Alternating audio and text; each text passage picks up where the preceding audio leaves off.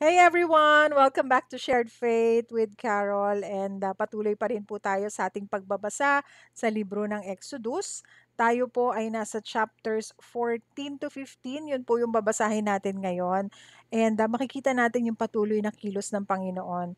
Patuloy na milagro, mga himala na ginagawa niya para makita ng mga Israelita talaga at ng mga Ehipsyo na siya ay Diyos, siya ay makapangyarihan at walang hihigit sa Kanya. So bago po tayo mag-umpisa, mag-pray muna po tayo. Sige, let's do a quick prayer po. Hallelujah, God. Thank you, Jesus. Heavenly Father, we come in Jesus' name. Lord, salamat pong muli sa araw na to. This is the day that you have made, God. We will rejoice and be glad in it. Father, thank you so much, Lord, for allowing us, oh God, to read your word, oh Lord. And we just ask, Holy Spirit, guide niyo po kami sa aming pagbabasa. Lord Jesus, please forgive us from all our sins, cleanse our hearts from all unrighteousness po. Dalangin ko, Lord, na ang lahat po ay ma-focus, God, sa aming pong mga babasahin ngayong oras na to. This we pray po in Jesus' precious name. Amen, amen, and amen. Okay, so start na po tayo. Exodo Kabanatang 14. Sinabi ni Yahweh kay Moises, pabalikin mo ang mga Israelita at doon mo sila pagkampuhin sa tapat ng Pai-hahirot ng Baal-zephon sa pagitan ng Migdol at ng dagat. Aakalain ng Faraon na kayo'y nagkakaligaw-ligaw na sa ilang sapagkat hindi ninyo malaman ang lalabasan. Pagmamatigasin ko ang Faraon at hahabulin niya kayo, ngunit ipapakita ko sa kanya at sa kanyang mga tauhan ang aking kapangyarihan. Sa gayoy malalaman ng mga Ehipsyo na ako si Yahweh. Sinunod ng mga Israelita ang sinabi sa kanila. Nang makarating sa Faraon ang balita tungkol sa pag-alis ng mga Israelita, nagbago siya ng isip pati ang kanyang mga tauhan. Sinabi nila, bakit natin pinayagang umalis ang mga Israelita? Wala na ngayong maglilingkod sa atin. Pinahanda ng Faraon ang kanyang mga karwahing pandigma at ang kanyang mga kawal. Ang dala nila'y 600 pangunahing karwahing pandigma, kasama rin ang lahat ng karwahe sa buong Ehipto. Bawat isa'y may sakay na punong kawal. Pinagmatigas ni Yahweh ang Faraon at hinabol nito ang mga Israelita na nooy buong pagtitiwalang naglalakbay. Hinabol nga sila ng mga Ehipsyo, ng mga kawal ng Faraon, sakay ng kanilang karwahe. Inabot nila ang mga Israelita sa tabing dagat, malapit sa Pai-hahirot sa tapat ng Baal-zephon. Matinding takot ang naramdaman ng mga Israelita nang makita nilang dumarating ang Faraon at ang mga Ehipsyo. Kaya dumaing sila kay Yahweh. Sinabi nila kay Moises, wala na bang mapaglilibigan sa amin sa Ehipto kaya mo kami dinala sa ilang para dito mamatay? Inilabas mo nga kami sa Ehipto, ngunit tingnan mo ang nangyari. Hindi ba't bago tayo umalis sinabi na namin sa iyo na ganito nga ang aming sasapitin? Sinabi na namin sa iyo na wag mo kaming pakialaman at pabayaan na lamang kaming manatiling alipin ng mga Ehipsyo, sapagkat mas gusto pa naming maging alipin kaysa mamatay dito sa ilang. Sumagot si Moises, lakasan ninyo ang inyong loob, huwag kayong matakot, tingnan na lang ninyo kung paano kayo ililigtas ngayon ni Yahweh. Hindi na ninyo muling makikita ang mga Ehipsyong iyan. Ipagtatanggol kayo ni Yahweh, pumanatag lamang kayo. Sinabi ni Yahweh kay Moises, bakit mo ako tinatawag? Palakarin mo ang mga Israelita. Itapat mo sa ibabaw ng dagat ang iyong tungkod. Mahahati ang tubig at matutuyo ang lalakaran ninyo. Lalo kong pagmamatigasin ng mga Ehipsyo at pasusundan ko kayo sa kanila, ngunit doon ko sila lilipulin. Ang mga Ehipsyo ang mga kawal ng Faraon pati ang kanilang mga karwahe.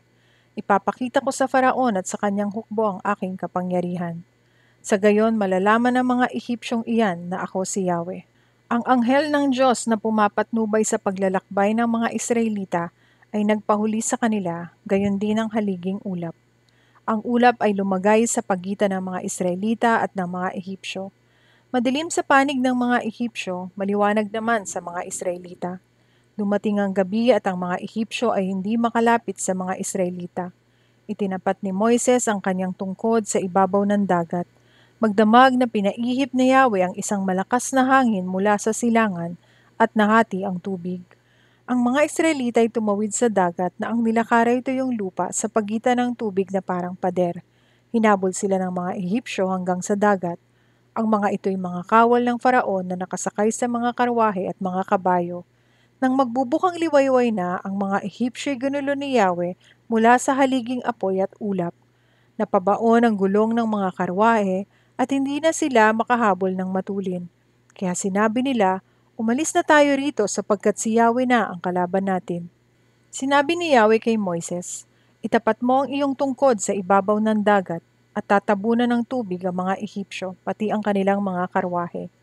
Ganoon nga ang ginawa ni Moises, at sa pagbubukang liwayway na numbalik sa dati ang dagat.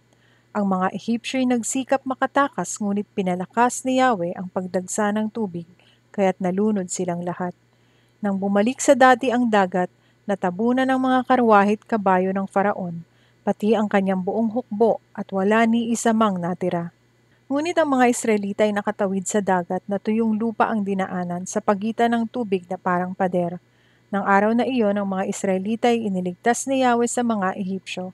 Nakita nila ang bangkay ng mga Ehipsyo, nagkalat sa tabing dagat. Dahil sa kapangyarihang ipinakita ni Yahweh laban sa mga Ehipsyo, nagkaroon sila ng takot sa kanya at sumampalataya sila sa kanya at sa lingkod niyang si Moises. Exodo Kabanatang 15. Ito ang inawit ni Moises at ng mga Israelita para kay Yahweh. Itong si Yahweh ay aking aawitan sa kanyang kinamtang dakilang tagumpay. Ang mga kabayo't kawal ng kaaway sa pusod ng dagat lahat na tabunan. Si Yahweh ang aking kapangyarihan at kalakasan. Siya ang sa akin nagdulot ng kaligtasan. Siya'y aking Diyos na aking pupurihin, Diyos ng aking Ama aking dadakilain. Siya'y isang mandirigma, Yahweh ang kanyang pangalan. Mga karwahit kawal ni Faraon sa dagat ay kanyang itinapon. Sa dagat na pula na ilibing, mga pinunong Ehipsyo na pawang magagaling. Sa malalim na dagat sila'y natabunan, tulad nila'y batong lumubog sa kailaliman. Ang kanang kamay mo, Yahweh, makapangyarihan, dinudurog nito ang mga kaaway. Sa dakila mong tagumpay nilulupig ang kaaway, sa matinding init ng iyong puot para silang dayaming tinutupok. Nang hipan mo ang dagat, tubig ay tumaas, parang pader na tumayo, kailalim ay tumigas. Wika ng kaaway, hahabulin ko sila't huhulihin, kayamanan nila'y aking sasamsamin, at sa tabak kong hawak sila'y lilipulin. Ngunit sa isang hinga mo, Yahweh, sila'y nangalunod, parang tinggang sa malalim na tubig ay nagsilubog. Ikaw, Yahweh, sino sa mga Diyos ang iyong kagaya? Sa kabanalay dakila at kamangha-mangha, sa mga himalay di mapantayan, sa kababalaghan ay di matularan. Nang iyong iunat ang kanan mong kamay, nilamon ng lupa ang aming mga kaaway. Sa iyo'y katapatan, bayan mong tinubos ay inakay. Tungo sa lupang banal, sila'y iyong pinatnubayan. Maraming bansa ang dito'y nakarinig at sa takot sila'y nagsipanginig. Doon sa lupain ng mga Filisteo, nasindak ang lahat ng mga tao. Mga pinuno ng Edom ay nangangimbal, matatapang sa Moab, sa takot ay sinakmal. Mga nakatira sa lupain ng Kanaan, lahat sila'y naubusan ng katapangan. Takot at sindak ang sa kanila'y dumatal, para silang bato na hindi makagalaw. Nang kapangyarihan mo'y kanilang namalas, nang dumaan sa harap nila ang bayang iyong iniligtas. Sila'y dadalhin mo, Yahweh, sa sarili mong bundok, sa dakong pinili mo upang maging iyong lubos. Doon sa santuaryong ikaw ang nagtayo at tumapos. Ikaw, Yahweh, ay maghahari magpakailanman. Ang mga Israelita ay hinabol nga ng mga kawal ng Faraon sakay ng mga kabayo at mga karwahe. Nang ang mga kawal ay nasa gitna na ng dagat, muling pinaagos ni Yahweh ang tubig at natabunan ng alon ang mga kawal ng Faraon. Samantala, ang mga Israelita ay tumawid sa tuyong lupa. Pagkatapos kumuha ng tamborin si Miriam, ang babaeng propeta na kapatid ni Aaron, tinugtog niya ito at nagsayawan ng mga babae na mayroon ding mga tamborin. Habang sila'y nagsasayaw, ganito ang inaawit ni Miriam. Purihin si Yahweh sa kanyang dakilang tagumpay. Itinapon niya sa dagat ang mga karwahit ang nakasakay. Pinagayak ni Moises ang mga Israelita at umalis sila sa dagat na pula patungo sa ilang ng Shur. 3 araw na silang naglalakbay, ngunit wala pa silang nakikitang tubig. Sa wakas, dumating sila sa batis ng Mara, ngunit hindi nila mainom ang tubig nito dahil mapait, kaya tinawag nila itong batis na mapait. Nagreklamo kay Moises ang mga Israelita. Ano ngayon ang iinumin namin? Dahil dito humingi ng tulong si Moises kay Yahweh. Itinuro naman sa kanya ang isang putol na kahoy, kinuha ito ni Moises at inihagis sa tubig na wala ang pait niyon. Doon sinubok sila ni Yahweh at binigyan ng tuntunin. Ang sabi niya, "Kung ako ay buong puso ninyong susundin, kung gagawin ninyo ang matuwid at susundin ang aking kautusan at mga tuntunin, hindi ko ipararanas sa inyo ang alinman sa mga sakit na ipinadala ko sa Ehipto. Akong si Yahweh ang inyong manggagamot." Pagkatapos nakarating sila sa Elim. Doon ay may 12 balon at 70 puno ng palma at sila'y nagkampo sa tabi ng mga balon. Okay, so obserbasyon na po tayo. Dito makikita natin, no, sa binasa natin, binago ng Diyos ang isipan ni Paraon upang ipakita ang kanyang kapangyarihan sa mga Ehipsyo, Israelita at iba pang bayan. Hinati ng Diyos ang dagat na pula upang makatawid ang mga Israelita, ngunit nalunod ang mga Ehipsyo sa paghabol. So gusto ipakita ni God kung paano pa rin niya isisave yung mga Israelites. Gusto niya ipakita sa mga Israelita, sa mga Egyptians, at saka doon sa mga malalapit na bayan yung nangyari. Kasi kakalat talaga yung balita na yun eh.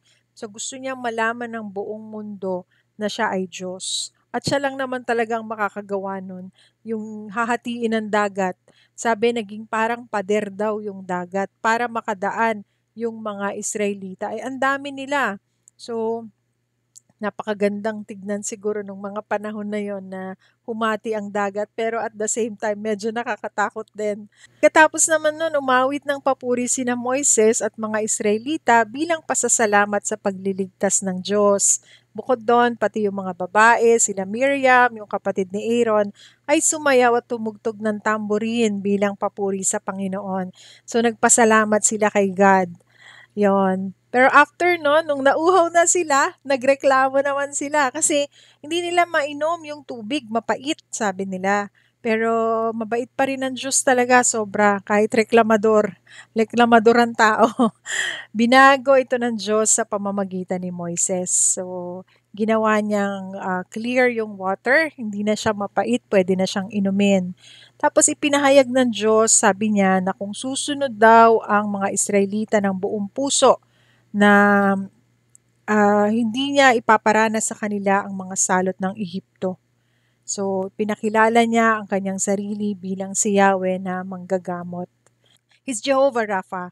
He's the great healer. Tapos nakarating sila sa Elim kung saan may 12 balon at 70 punong palma, isang lugar ng pahinga at kaginhawahan. Ito lang naman po yung application, pagsasabuhay, 3 siya. Kailangan lagi nating tandaan na ang Diyos ay makapangyarihan. Alam niya ang bawat nangyayari sa atin.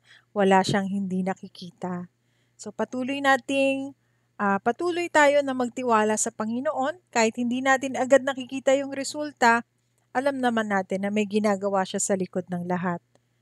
Sunod naman, tumingin sa ating paligid dahil kadalasan may mga bagay na ibinigay na sa atin ng Diyos upang gamitin bilang kasangkapan o solusyon sa mga problema natin.